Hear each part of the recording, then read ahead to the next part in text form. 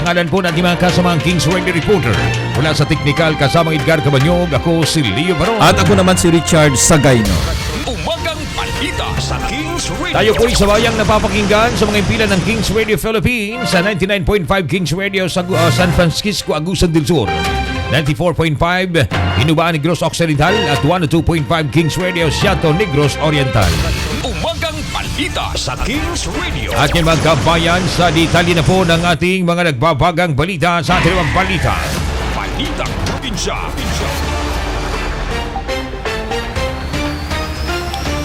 Sa wakas, natugunan na ang matagal ng hamon sa supply ng tubig sa may Barangay Arizona sa ilalim ng masigasig na pamumuno ni Mayor Rolling Yordaman Sakdalan.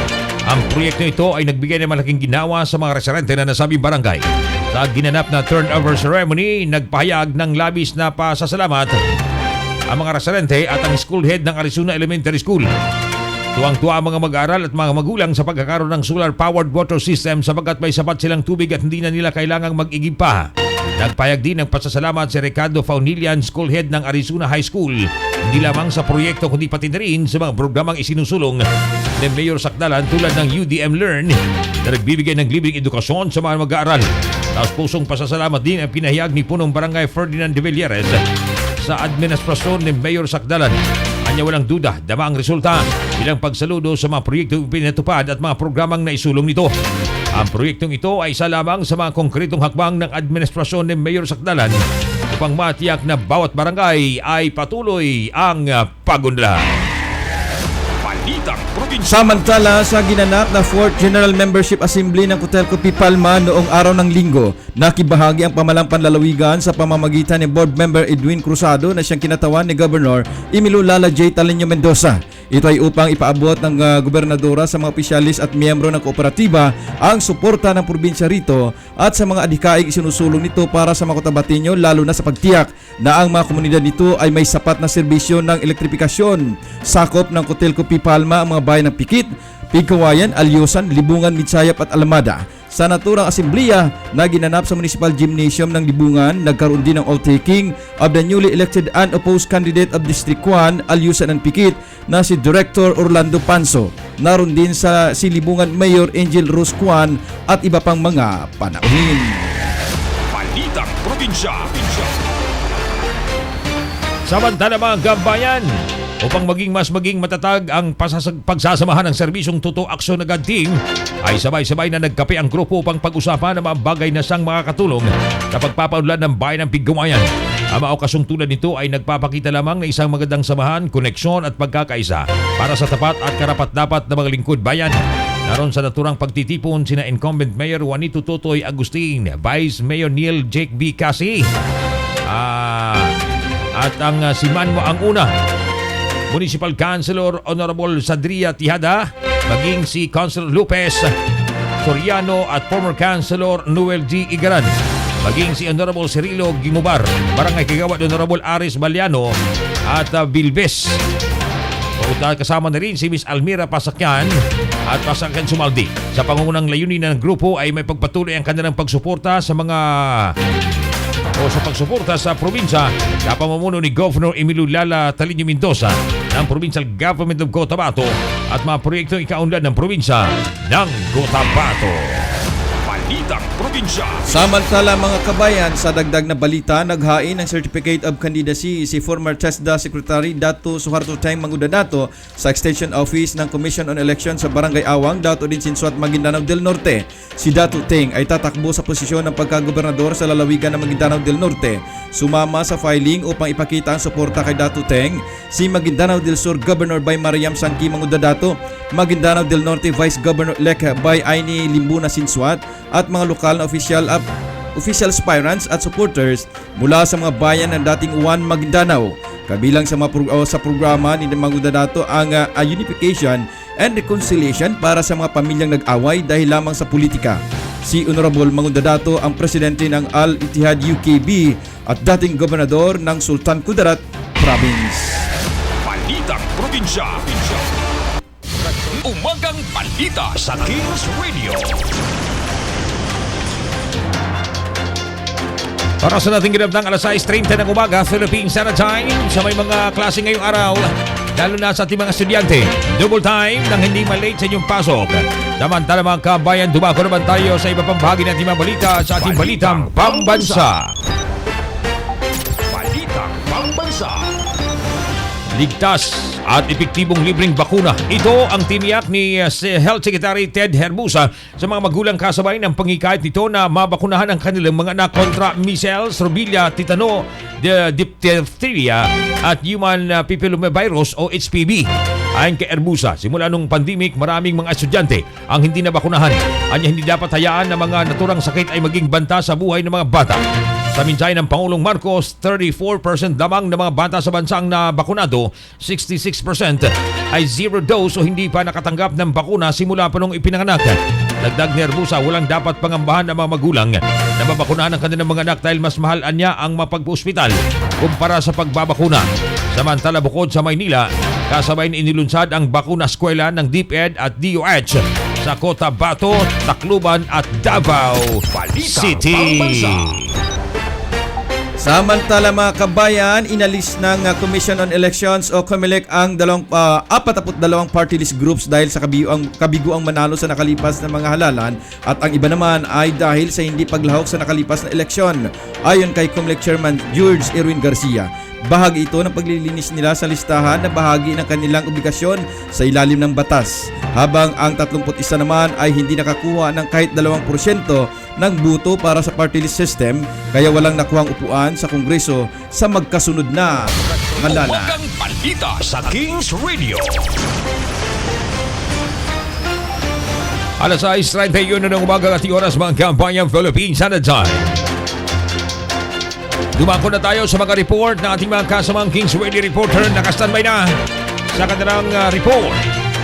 Unang bugso mga kabayan, lalaki patay na pamamaril sa Cotabato City kahapon. Alamin natin detalye at follow-up report mula kay Edgar Cabanyong.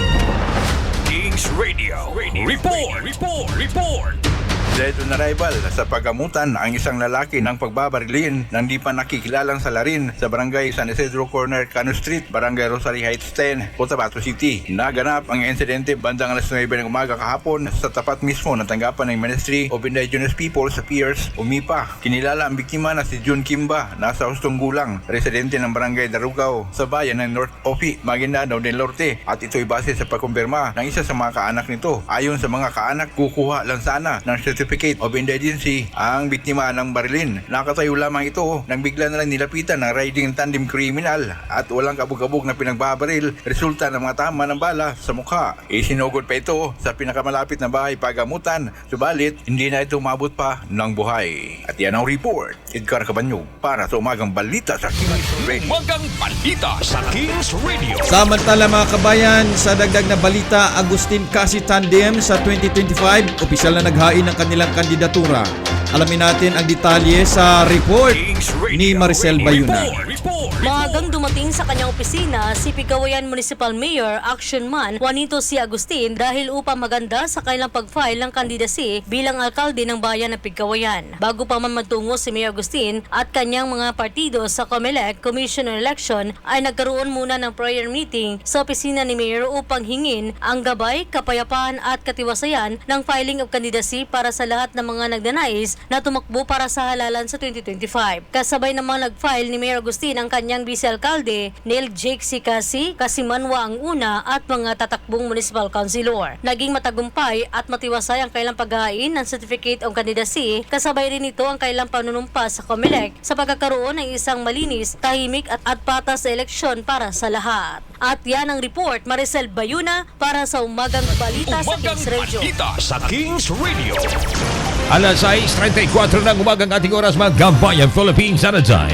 Samantala mga tumatakbong kandidato bilang representante ng unang distrito at Vice Governor formal nang nagsumiti ng kanilang Certificate of Candidacy sa COMELEC Kilipawan. Alamin natin detalye report mga kabayan mula kay Jose Edison Katulong.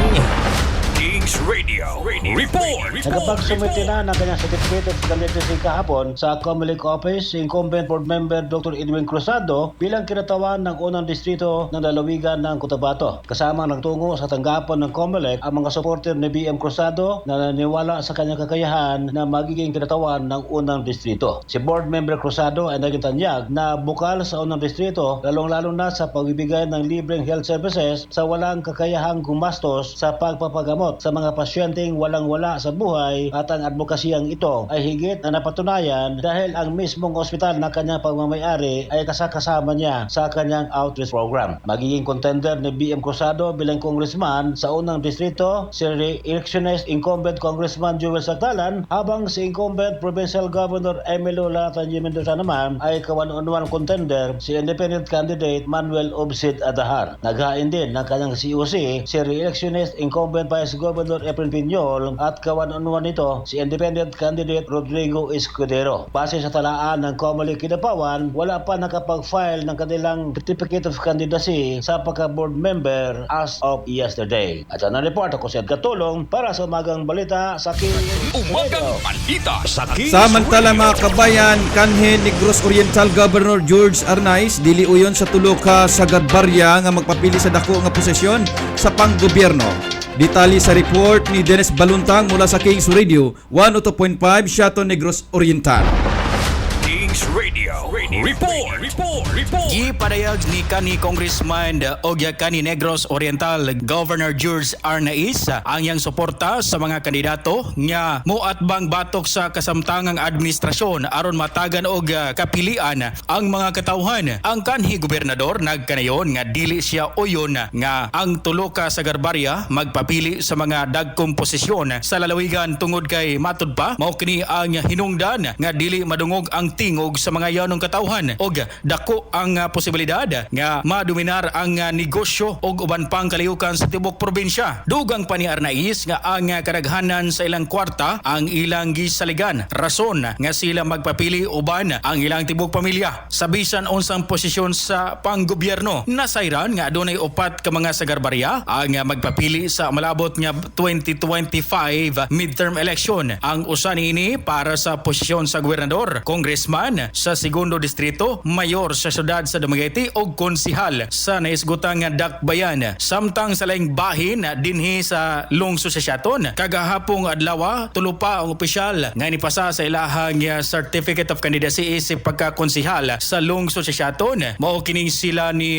retired police Pete Baldibrin, barangay captain sa San Jose, Siato Negros Oriental, Lucio Adang Kinikot og kanhi board of directors sa Siwasa og station manager sa Kings Radio Siaton mao si Mr. Dionisio Cuyadi Diaz.